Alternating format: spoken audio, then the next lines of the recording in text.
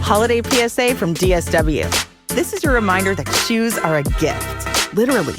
So unwrap something good, like boots that inspire your next big adventure, or cozy slippers that give you an excuse to stay in, or sneakers that feel like pure joy.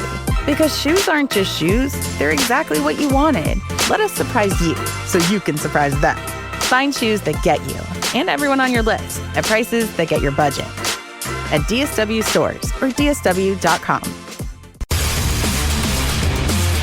And now it's time for No Pucks Given with Dan Kingerski of Pittsburgh Hockey Now. Penguin Scoop's locker room buzz and straight-up analysis. No fluff, all hockey. Now, here's Dan. Alrighty, it is the No Pucks Given episode. We'll make it up and say 43. I am Dan Kingerski on the Pittsburgh Hockey Now platforms and the Odyssey Podcast Network, Sportsnaut, and so many other places. Get this podcast wherever you get yours. This show, I'm doing it later Sunday evening. It's been a whirlwind day. Obviously, stories in the morning. We get those up for readers on Pittsburgh Hockey Now. Get to the arena by 1 o'clock. Find out Dan Muse is going to start. Sergei Murashov, Stuart Skinner, Brett Kulak still not through their immigration and visa process. Okay, game at 3 o'clock. All hell breaks loose in the game. For the second time in 2 days, the Pittsburgh Penguins, they don't just squander a late lead. No. The Penguins are far too good to do something boring like that. I mean, they've been there, done that. No, the Penguins squander a 3-goal lead on Sunday. I know. They did a 4-goal lead on Saturday, so they didn't really top themselves. But the fallout after the game was, to me, pretty extraordinary. We're going to have the locker room audio for those of you on the podcast side, and we've got the locker room video for those of you on the video side, because we're going to really dig in to this issue on today's show, or this week's show. We're going to talk about these blown late leads, because it's at first it was the extra attacker. The last couple of days, the extra attacker contributed, but there was much more to it. So we're going to talk about that. We're also going to talk about, I think, the goaltending situation, the big picture of it. I apologize for knocking the microphone over. I have it propped up a little bit so that we get a little bit better sound. We're going to talk about the goaltending situation, sort of in the big picture sort of things. But also, I want to get to the micro of Sergei Murashov, because I think there is a lot of hope, a lot of, I don't want to call it incorrect, but I think there's a lot of transferred optimism onto him, and he deserves it. He certainly has earned it, but maybe it's a little bit misplaced at the wrong time. We're going to talk about that, and I'm sure I'll think of something in the meantime. I think we should probably talk about expectations and where the Penguins go from here. I've never seen a team with a 14-8-9 record. That's absolutely unbelievable. Certainly, if you think back to how the Penguins have played this season, they should probably have 20 wins. No joke.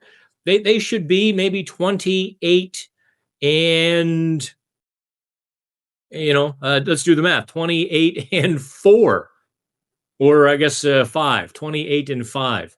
That would be a whole different kettle of fish as we talk. I'm recording this late Sunday night. You'll hear it on Monday for the first time. The Penguins are off on Monday. I don't know that they'll break any news, although there is one call-up I'm wondering if they will go to. I don't think so. Not yet. But they're getting close. So let's dive in to the lost leads. And I thought Erik Karlsson was entirely astute. I really like talking to Karlsson because he's unvarnished. He just says it. He thinks it. He says it. It's not always what everybody else would want him to say. In fact, I think Sunday night, maybe it wasn't what Coach Dan Muse would have wanted to hear one of his players say. But that's why I like him. And it's not just off the cuff, willy-nilly. He's thought about these things. He feels these things. He ponders them, and he delivers them. So here is Erik Karlsson in the locker room after the Penguins lose Sunday to the Utah Mammoth 5-4 in overtime after a 3-0 lead. Honest, I think we tried today. I think we try to play the right way. We try to have the intensity, and it was more a case of they beat us today and scored the goals. We didn't beat ourselves as much, which is a good sign. But then again, situations like this, sometimes confidence plays a big role, and obviously right now we're lacking that, and we got to find a way quickly to try and get that back. Because early on in the season, I think we did a great job, playing with lead, and somehow we have kind of fallen away from that, and a lot of it has to do with how you're feeling out there when they score that first one. And I think that's just a mindset that we got to be able to control in here if we want to be a good team. Carl, when you were holding those leads early in the season, was it because you were being aggressive because you stayed on the other guys? Yeah, I don't think we worried too much about the outcome. We were just playing hockey, right. Staying in the moment. I think now, with the history that we've had here in the past couple of weeks, you start overthinking stuff and you start worrying about the what ifs, and instead of just playing the situation and if they beat you, they beat you. It's going to happen.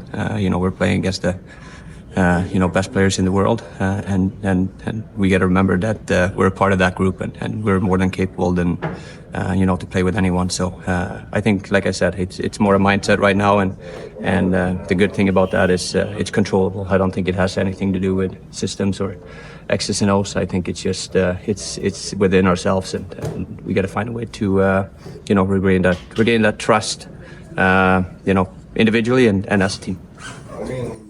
Thank you, guys. All right. Did you hear that? Overthinking, regain trust.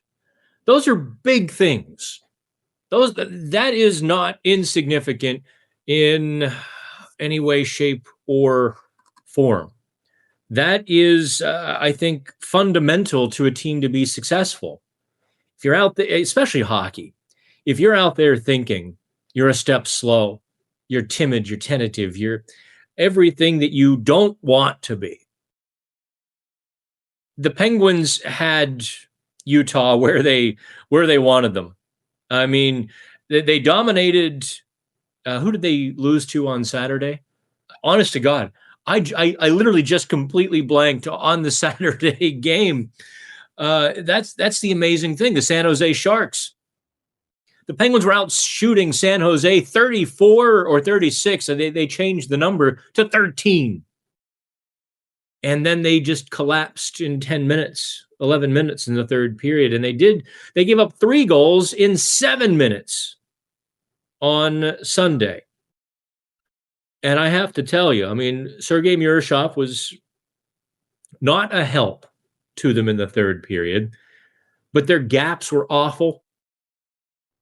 They were not bodying up people. They were skating around. It was just lax and loose and scared hockey that they were playing. And they got kind of what they deserved. I hate to say it that way, but if you play that poorly, you're going to get burned in the NHL. And they got 1 goal. 15 seconds later, they got a second. That was when they got the second goal so quickly, the bench just deflated. That third goal was absolutely a matter of time, and they got that not long later. DSW, birthplace of the humble brag. Here, the shoes are so good, no one would ever know how little you paid. If you didn't go telling everyone, that is. And with never-ending options for every style, mood, and occasion, all at really great prices, we'll definitely give you something to brag about. So go ahead, stock up on fresh sneakers from your favorite brands, or try those boots you always secretly knew you could pull off. Find the shoes that get you at prices that get your budget at DSW stores or at DSW.com. Let us surprise you. I guess we can talk about the goalie challenge. I don't know. Dan Muse, to me, had a better than 50% chance of winning it. No worse than 50%. People were like, oh, Muse was an idiot. He never should have challenged that goaltender interference. Why?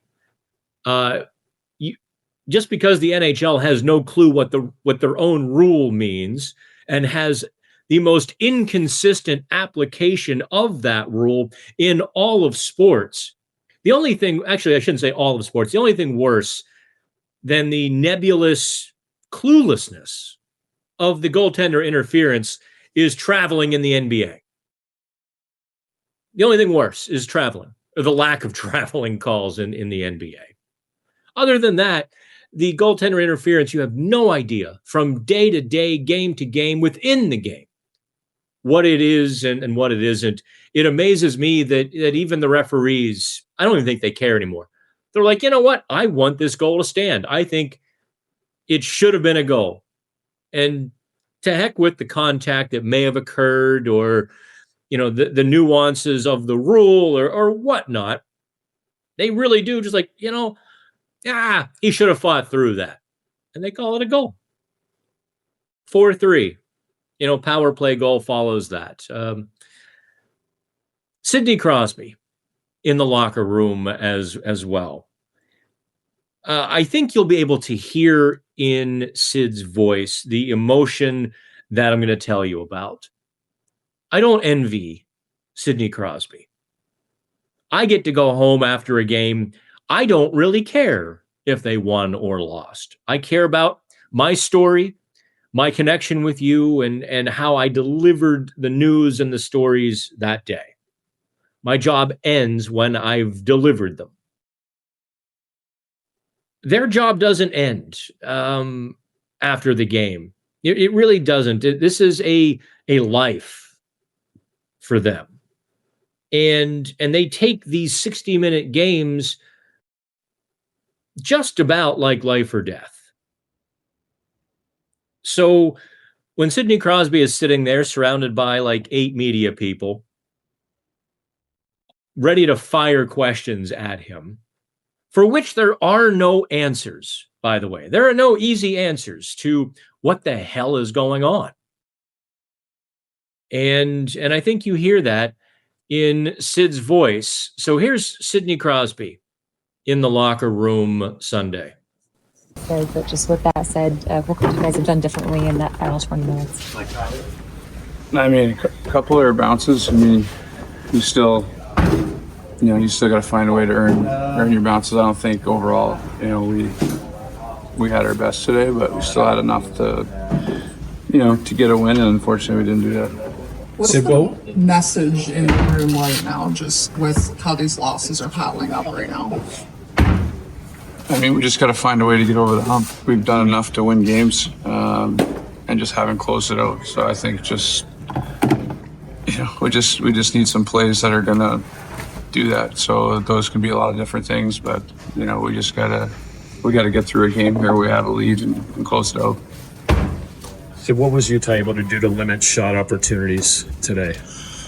I think they were doing a good job through the neutral zone, just slowing us down, not letting us get to a forecheck. But I mean, I don't know how many power plays they had. That always helps too. I thought, we had to kill a lot. Our kill did a pretty good job, but I think just combination of the neutral zone and then probably special teams probably had something to do with that. Sid, you mentioned physically with a couple of things. Mentally, what do you guys need to do to kind of get over that hump? And do you feel like it's in your guys' heads?